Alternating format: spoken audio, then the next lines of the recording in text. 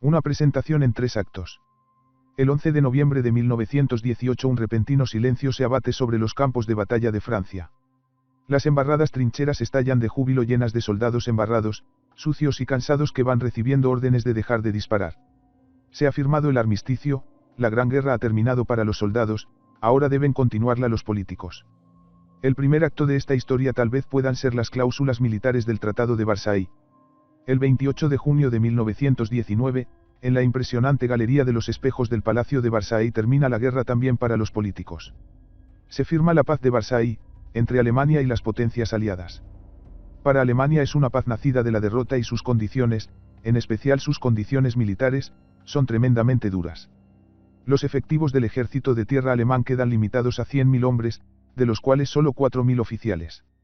Los suboficiales y soldados están obligados a permanecer en filas durante 12 años, y los oficiales durante 25, pudiendo tan solo un 5% de estos licenciarse antes de esos 25 años.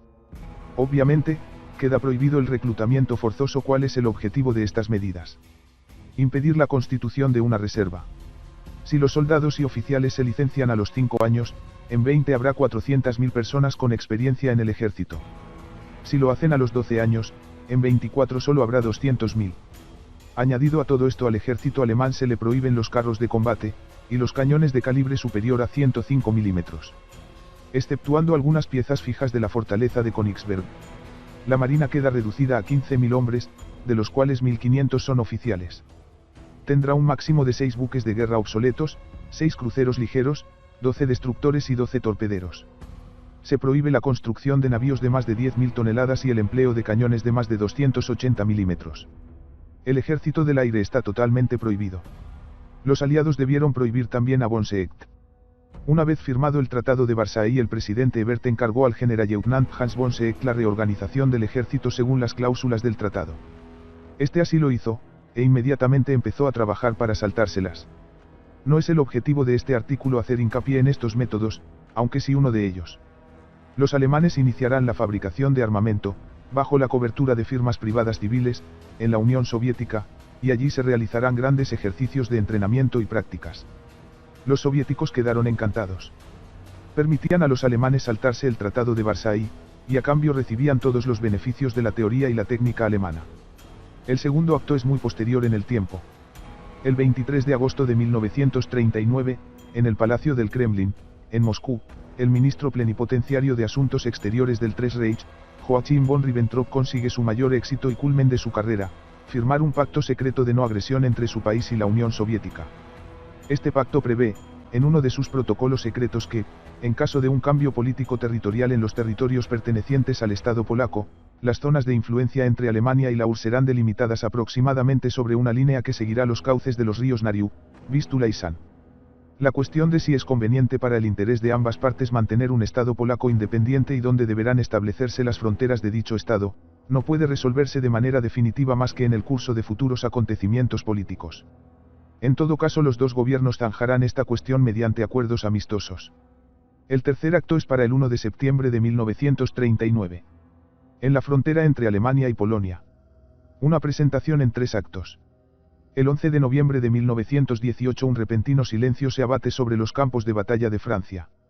Las embarradas trincheras estallan de júbilo llenas de soldados embarrados, sucios y cansados que van recibiendo órdenes de dejar de disparar. Se ha firmado el armisticio, la gran guerra ha terminado para los soldados, ahora deben continuarla los políticos. El primer acto de esta historia tal vez puedan ser las cláusulas militares del Tratado de Versailles. El 28 de junio de 1919, en la impresionante Galería de los Espejos del Palacio de Versailles termina la guerra también para los políticos.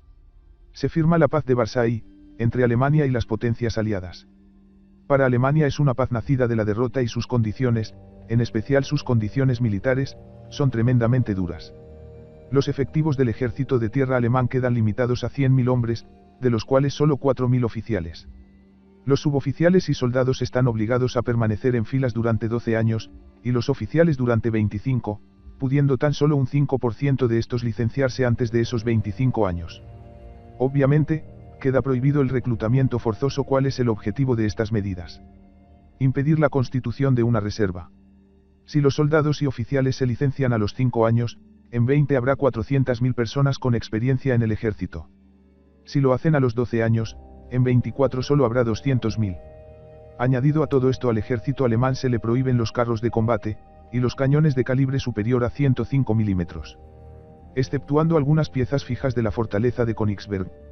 La marina queda reducida a 15.000 hombres, de los cuales 1.500 son oficiales. Tendrá un máximo de 6 buques de guerra obsoletos, 6 cruceros ligeros, 12 destructores y 12 torpederos. Se prohíbe la construcción de navíos de más de 10.000 toneladas y el empleo de cañones de más de 280 milímetros. El ejército del aire está totalmente prohibido. Los aliados debieron prohibir también a Bonseect. Una vez firmado el Tratado de Versailles, el presidente Ebert encargó al Generalleutnant Hans Bonseect la reorganización del ejército según las cláusulas del tratado. Este así lo hizo, e inmediatamente empezó a trabajar para saltárselas. No es el objetivo de este artículo hacer hincapié en estos métodos, aunque sí uno de ellos. Los alemanes iniciarán la fabricación de armamento, bajo la cobertura de firmas privadas civiles, en la Unión Soviética, y allí se realizarán grandes ejercicios de entrenamiento y prácticas. Los soviéticos quedaron encantados. Permitían a los alemanes saltarse el Tratado de Versailles, y a cambio recibían todos los beneficios de la teoría y la técnica alemana. El segundo acto es muy posterior en el tiempo. El 23 de agosto de 1939, en el Palacio del Kremlin, en Moscú, el ministro plenipotenciario de Asuntos Exteriores del Tres Reich, Joachim von Ribbentrop, consigue su mayor éxito y culmen de su carrera, firmar un pacto secreto de no agresión entre su país y la Unión Soviética. Este pacto prevé, en uno de sus protocolos secretos, que, en caso de un cambio político territorial en los territorios pertenecientes al Estado polaco, las zonas de influencia entre Alemania y la URSS serán delimitadas aproximadamente sobre una línea que seguirá los cauces de los ríos Nariu, Vístula y San. La cuestión de si es conveniente para el interés de ambas partes mantener un Estado polaco independiente y dónde deberán establecerse las fronteras de dicho Estado, no puede resolverse de manera definitiva más que en el curso de futuros acontecimientos políticos. En todo caso, los dos gobiernos zanjarán esta cuestión mediante acuerdos amistosos. El tercer acto es para el 1 de septiembre de 1939. En la frontera entre Alemania y Polonia. Orden de batalla soviético. La preparación de la invasión de Polonia se inicia en la URSS desde el mismo 23 de agosto, dando por sentada la invasión alemana. El 3 de septiembre el comisario del pueblo para la defensa Clement Vorochilov da orden a los distritos militares de Leningrado, Kalinin, Bielorrusia, Kiev, Moscú y Kharkov que estén listos y se suspendan todos los permisos. El 6 se preparan ejercicios, el Plan 22, que casualmente son una invasión de Polonia. El 11 las tropas empiezan a llegar a sus puntos de partida, el 13 casi todo está listo. Frente de Bielorrusia, Comandarm segundo rango Mikhail Kovalov. Frente de Bielorrusia. Wilno. El avance sobre la ciudad, hoy lituana, de Wilno, Vilna, fue protagonizado por las 25ª, 22ª y 6ª brigadas blindadas de los ejércitos tercero y 11º. El 17 de septiembre, a las 5, la 25ª Brigada Blindada BB cruza la frontera en el sector de Lozowniki, avanzando en dirección Soastaplisa y Glebkoye, donde pasan la noche. A la misma hora la 22ª BB la cruza al S de Komarsk, para avanzar a lo largo del día hasta el pueblo de Lisice, a 4 km al oeste de Dunilovsk. En cuanto a la 6ª BB, su cruce de la frontera es más complicado ya que en su sector hay una unidad de guardias fronterizos polacos con los que tendrán lugar violentos combates. Al final del día ha llegado hasta Konstantinowki. El 18 de septiembre la 25ª BB prosigue su avance hacia el este sin novedad, hasta el río Komarka. Ese día la 22ª BB apenas progresa pues necesita combustible. Al final será la 6ª BB la primera en llegar a la zona de Wilno, el 18 en torno a las 7:30, por el sur, tras cruzar la Berecina. El 19 de septiembre es el día del asalto a la ciudad.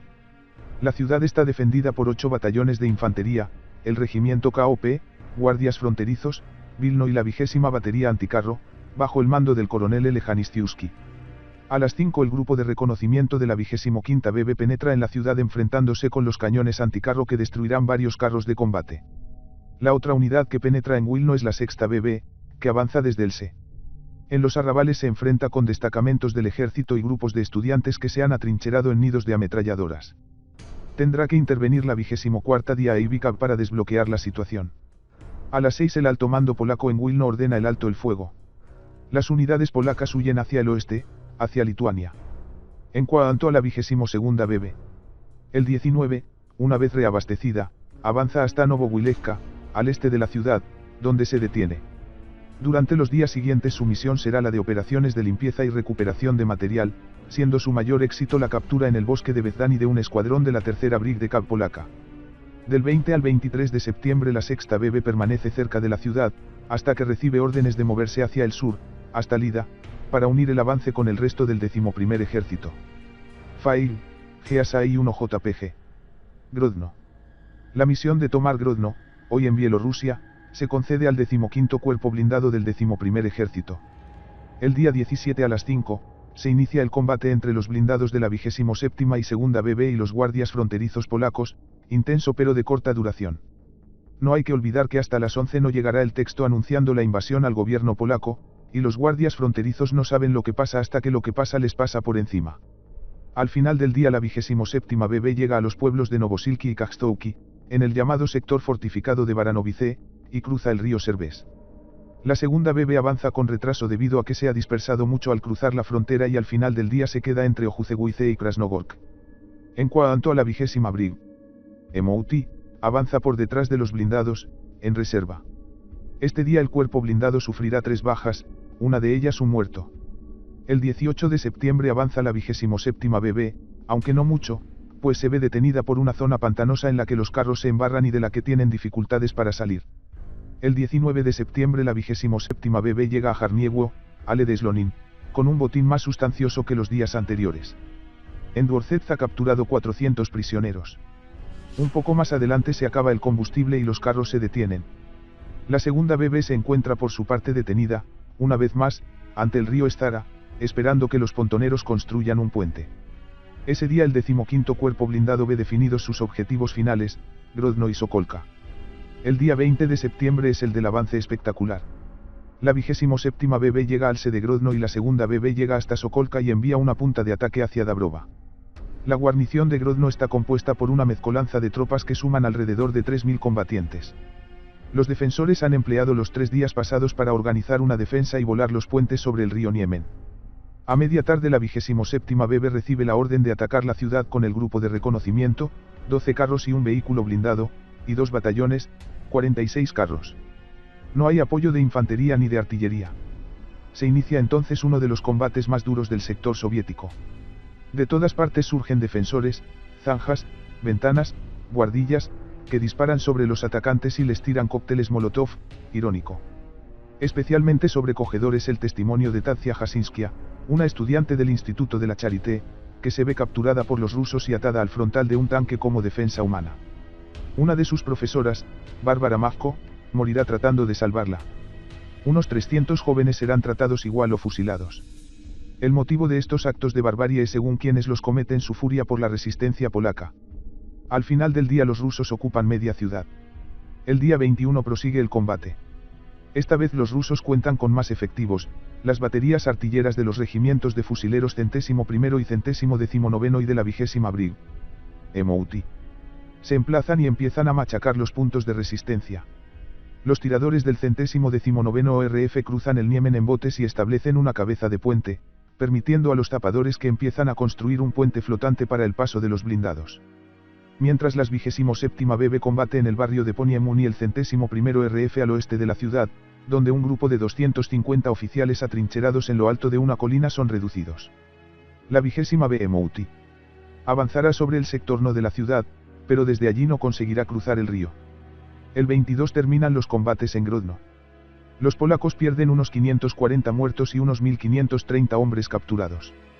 Los rusos pierden en la 27ª BB 19 muertos, 28 heridos y 2 carros BT, en la 20ª BM 3 muertos, 20 heridos y un vehículo blindado BA-10 y entre los regimientos de fusileros 25 muertos, 110 heridos y un carro. Al final de los combates la segunda BB solo tiene operativos 37 carros BT. El mismo 22 la segunda BB debe avanzar hacia el no de la ciudad donde combate contra los restos de los 101º y 102º regimientos de caballería, regimiento de Ulanos Dabrowski y elementos de los regimientos de infantería 10º y 13º, escapados de Grodno. En el bosque de Augustovsky será capturado el jefe de la defensa de Grodno general J. Olsztyn-Wilczynski, y ejecutado de un tiro entre los ojos.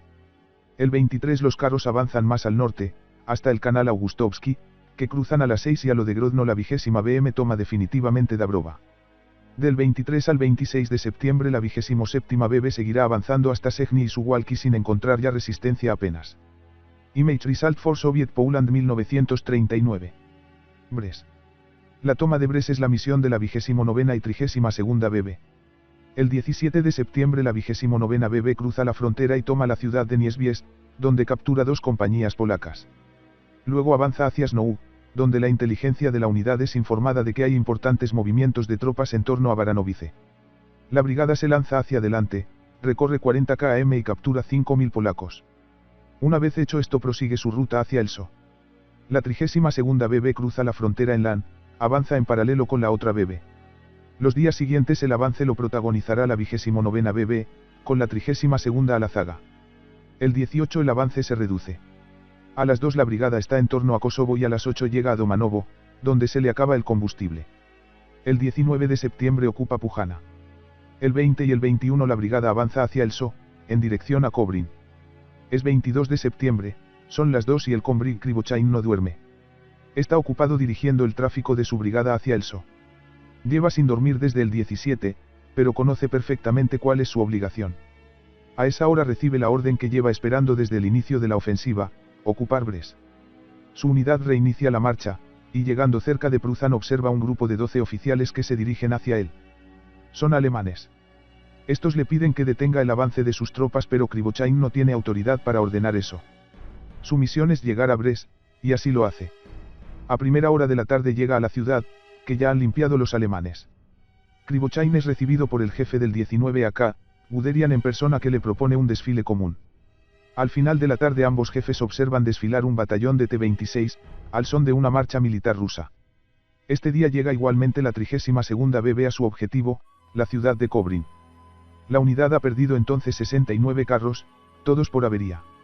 Desde este día hasta el 25 la brigada combatirá con grupos de polacos dispersos, no mayores de 300 soldados, que tratan de huir del avance soviético dirigiéndose hacia el S. La mayoría de los polacos serán capturados o muertos. Frente de Ucrania. Lublin.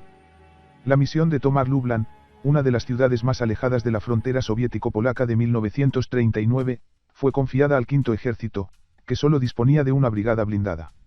Además, este ejército debía defender todo el flanco norte de la penetración soviética en el sur de Polonia.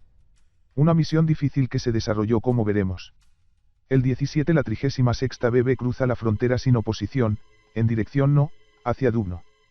El 18 de septiembre, a las 5:30, un poco más de 24 horas después de cruzar la frontera, la división llega a Dubno. Allí captura y desarma a 500 oficiales y unos 5.500 soldados polacos. A las 3 la brigada abandona Dubno en dirección a Lak, donde llega 2 horas y media después, tras recorrer 50 km. Allí se rinden a la brigada 9.000 polacos. El 19 de septiembre la brigada prosigue su avance hacia Vladimir-Zvolinski, donde llegan a las 10:30. La guarnición acepta rendirse al día siguiente. El 20 la brigada se encarga de la rendición de la guarnición de Vladimir-Zvolinski. En total son capturados 1.500 oficiales y 12.000 hombres, junto con unos 150 cañones.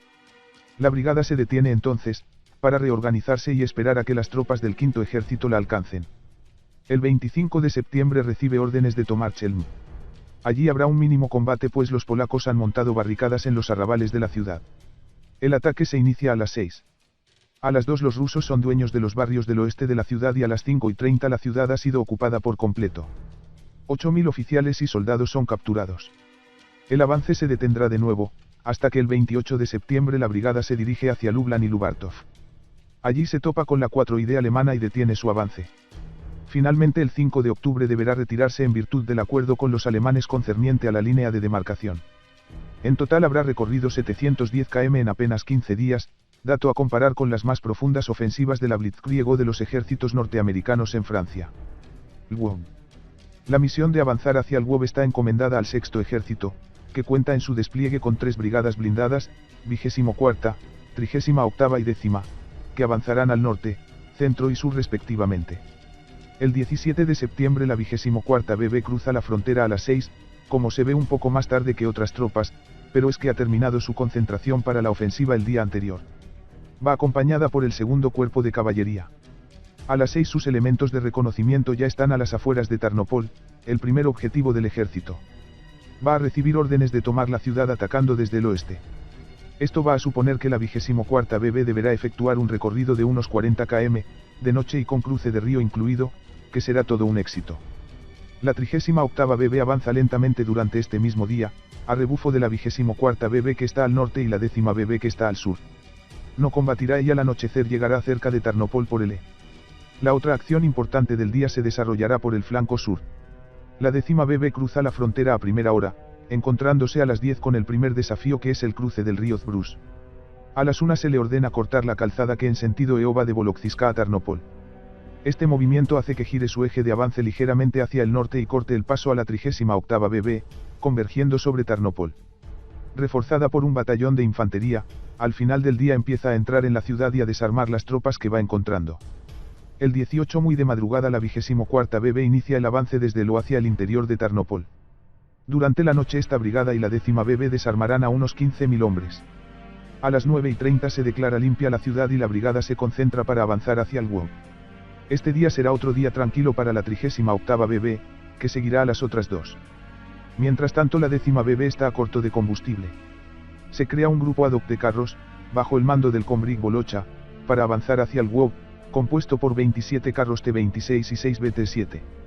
Muy rápido los blindados llegan a Kozlo, y más tarde ese mismo día llegará el resto de la brigada. El 19 de septiembre la 24ª BB llega al Wow a las 2, tras rodar toda la noche.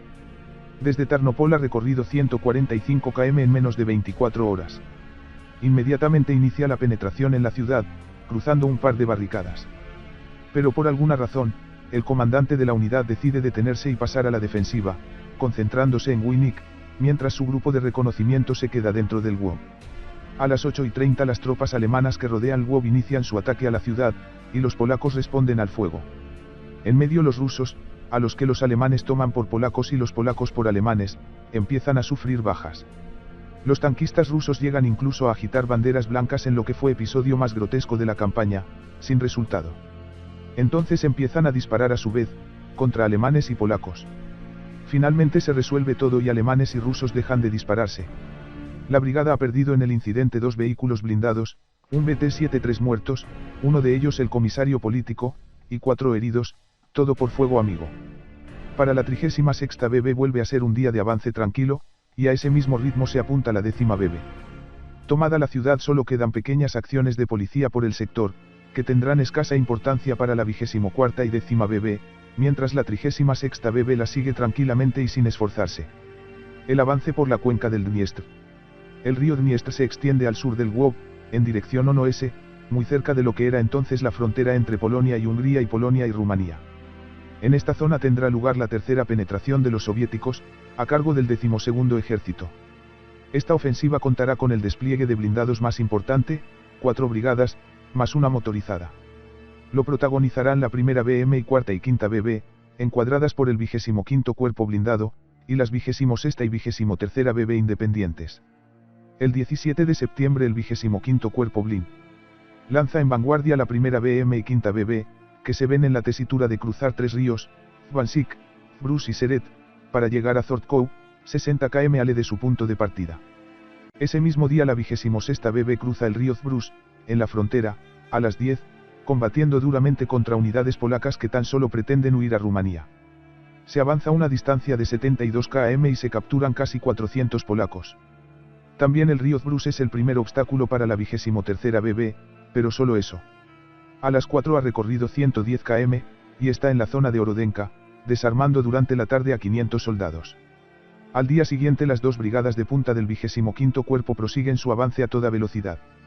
En el sector de la quinta BB 8 aviones polacos son capturados en tierra mientras otro destruye un carro durante el cruce del río Stripa. Al final del día y con escasos combates han capturado a 2.300 polacos y matados a unos 300. La cuarta BB entra en acción este día en Dobrovoda, capturando varios cientos de soldados y llegando a Ceremkov, Maanastezhiska y Podajce al final del día, incluyendo la captura de 5.000 hombres de la 12 polaca. Ese día la 26ª BB prosigue su avance por Buzak-Zijinomierz y la 23ª BB se dedica a desarmar a los fugitivos de las divisiones polacas segunda, quinta y 24ª, capturando en total 500 oficiales y 10.000 soldados, en la carretera de Orodenka a Kolomia. El 19 de septiembre el 25º Cuerpo Blindado avanza unos 65 km, llegando hasta Alis con la quinta BB y capturando a 500 oficiales y 2000 soldados más. La 26ª BB sigue progresando ese día a lo largo del Dniestr, en una zona más difícil ya que está llena de barrancos. A eso de las 12 llega sobre una línea que va por Alis Slobodka-Bolsovska. Captura elementos de las divisiones polacas 24ª y 57ª, casi al primer disparo. En total entre este día y el anterior habrá capturado a 95 oficiales y 1753 soldados, además de material vario. El avance más largo de este día correrá a cargo de la 23ª BB, que reorientará su avance hacia el no, moviéndose 120 km desde Kolomija a Stanislawow. En los días siguientes, más reagrupadas, las fuerzas blindadas del 12º ejército avanzarán hasta Stryj, que tomarán el 20, y luego hacia el O, uniéndose a las fuerzas alemanas. Image Result for Soviet Poland 1939. Conclusiones. En primer lugar debe decirse que los rangos citados, empleados por el Ejército Rojo en esta campaña, eran los de la Revolución, que había eliminado el rango de oficial general con otras muchas cosas del ejército zarista, buenas o malas, y que luego serían repuestas. También hay que comentar la diferencia entre los duros combates en el norte del avance soviético y el sur. En el sector del frente de Bielorrusia los soviéticos atacan tropas polacas atrincheradas, que no han combatido contra la invasión alemana y tiene mucho más espíritu de lucha. En cambio en el frente de Ucrania hay muchas tropas polacas que se están retirando de los frentes de combate contra los alemanes. Son tropas desmoralizadas que pretenden reagruparse en el este del país, y se encuentran en cambio con el rodillo soviético, rindiéndose a placer. En todo caso el avance ruso conseguido durante apenas 7 días en Polonia Oriental es un aspecto poco conocido de la última guerra mundial y sin embargo prefigura muchas cosas que sucederían después. En primer lugar la declaración de guerra presentada al embajador polaco, por un subalterno de Molotov, demuestra la absoluta falta de escrúpulos que caracterizará a la diplomacia estalinista durante toda la guerra y que terminará en una forma de reparto del mundo que durará casi 50 años una vez terminada esta. De hecho la declaración de guerra soviética tiene un cierto sabor japonés, aunque el 17 de septiembre de 1939 no sea una fecha que haya perdurado en la infamia. Por otro lado hay que destacar hasta qué punto el Ejército Rojo había asimilado el concepto de Blitzkrieg. Años de entrenamiento y maniobras alemanas y años de investigación y desarrollo también alemanes en fábricas civiles instaladas en suelo soviético han enseñado mucho al Ejército Rojo. El gobierno estalinista, obsesionado por el espionaje, no ha perdido dato de lo que pasa en su suelo y lo aplica con eficacia en suelo polaco en este mes de septiembre. Es cierto que la defensa polaca estaba muy debilitada y no esperaba un ataque desde el este, lo que facilitó las cosas, pero también es cierto que la teoría se cumple toda, poderosas puntas acorazadas, avances rápidos más allá de las líneas de defensa, maniobras envolventes, tan solo en dos cosas se van a separar los rusos de la teoría del Blitzkrieg, en el escaso apoyo aéreo y en el empleo de blindados para el combate en ciudad. Después de esto, ¿cómo pudieron dejarse convencer por Hitler los oficiales alemanes y llegar a creer que con una patada en la puerta del Estado soviético este caería en ruinas? Todo el mundo se había fijado en el espectacular fracaso del Ejército Rojo en Finlandia, en unas condiciones extremas de nieve y frío. Todo el mundo olvidó el éxito en Polonia. A pesar del fulgurante éxito alemán en la ofensiva Barbarroja, el Ejército Rojo no era el francés, conocía el valor de la guerra de movimiento, y aunque no siempre se aplicó, saber cómo se hacen las cosas limita el problema a tener la voluntad de hacerlo. Como consecuencia de estos hechos el gobierno polaco huirá del país, concentrándose en el Reino Unido junto con muchos combatientes. El gran drama de los polacos durante la guerra será combatir a las órdenes de un gobierno exiliado en Londres, encuadrados en un ejército, el británico, que es aliado de los soviéticos, invasores de su país. Al final de la guerra muchos de ellos no regresarán a casa.